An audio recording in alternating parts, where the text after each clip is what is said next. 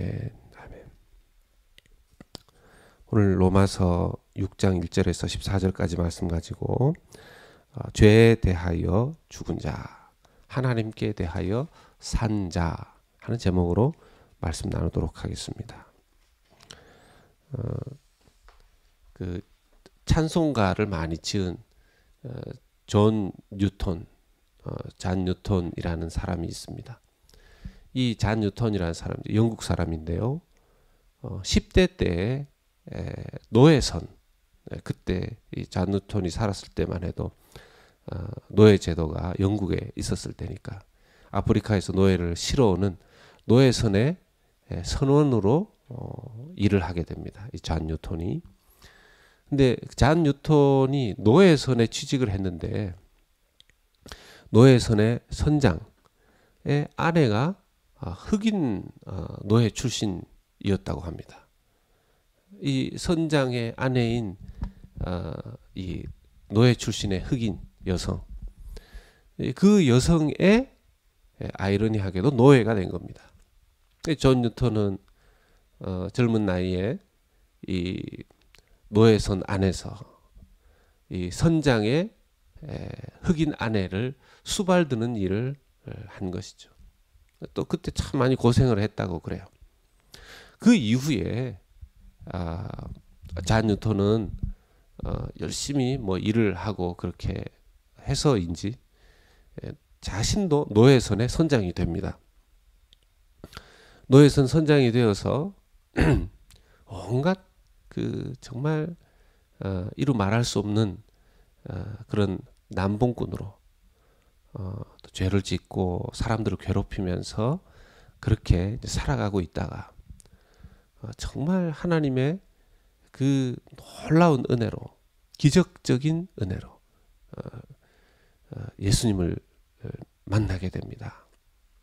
존 뉴턴이 예수님을 그런 상황 속에서 만나게 되고 난 이후에 그는 그 노예선의 선장의 일을 접고 나중에 회심하여서 그 목회를 하게 됩니다.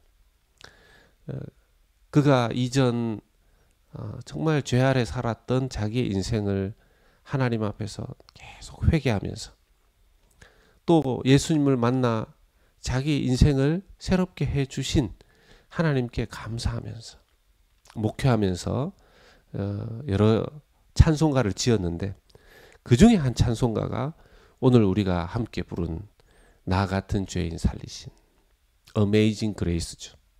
놀라운 하나님의 은혜.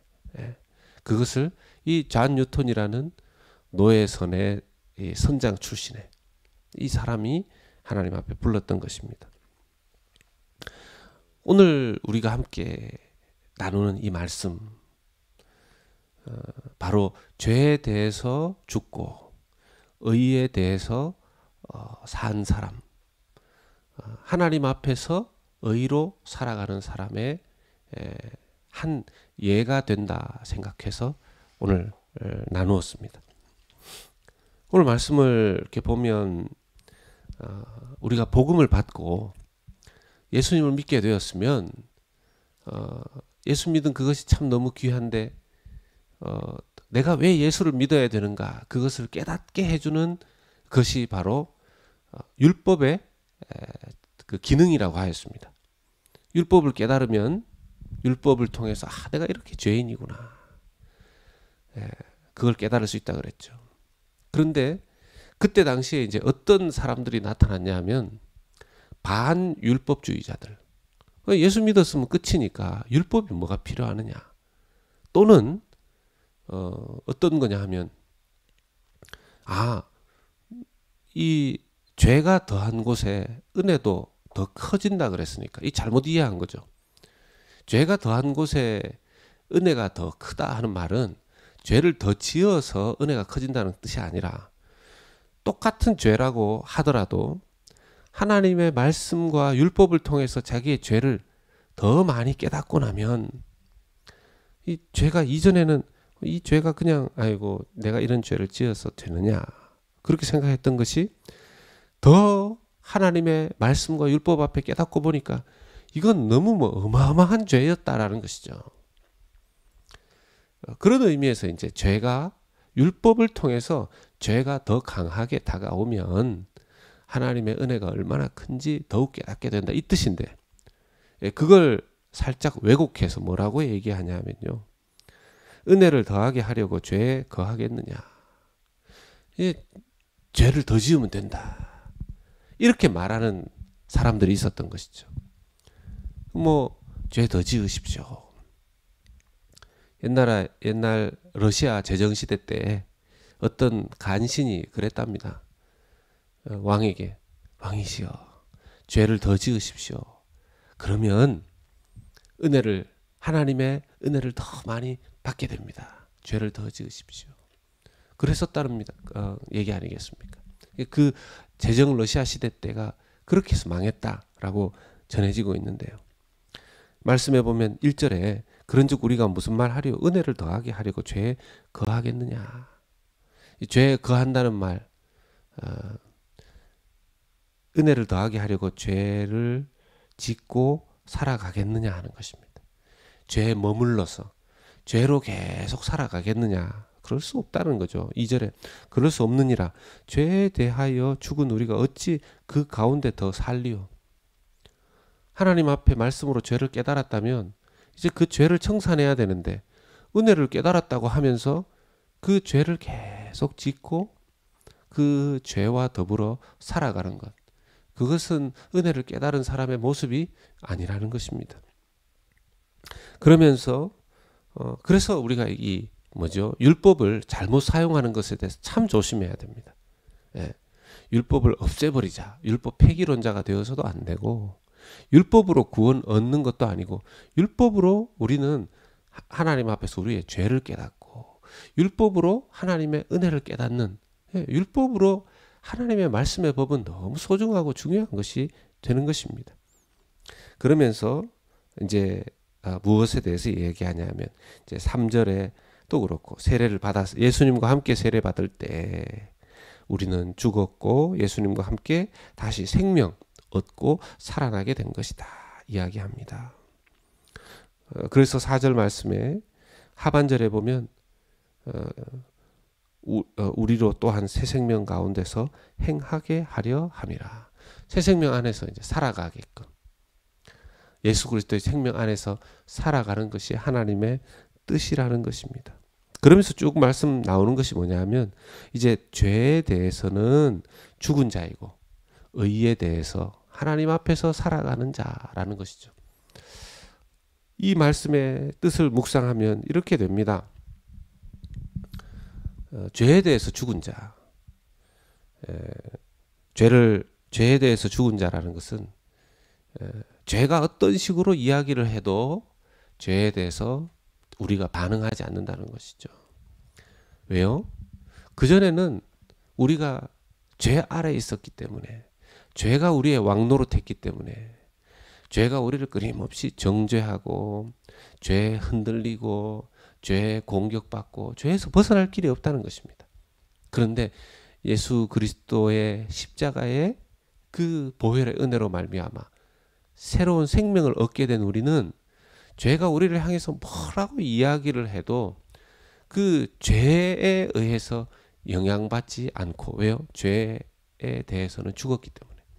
여러분, 죽은 시체가 아무리 어떤 사람이 죽은 시체를 향해서 욕을 하고 또 심지어 툭툭 건드리고 그렇게 한들 반응이 없지 않습니까? 그런데 예수 믿는 자는 반대로 하나님께 대하여는 산 자로 그렇게 살아가야 된다. 이제는 무슨 뜻입니까? 하나님께 반응하는 것입니다. 하나님의 말씀에 반응하는 것이죠.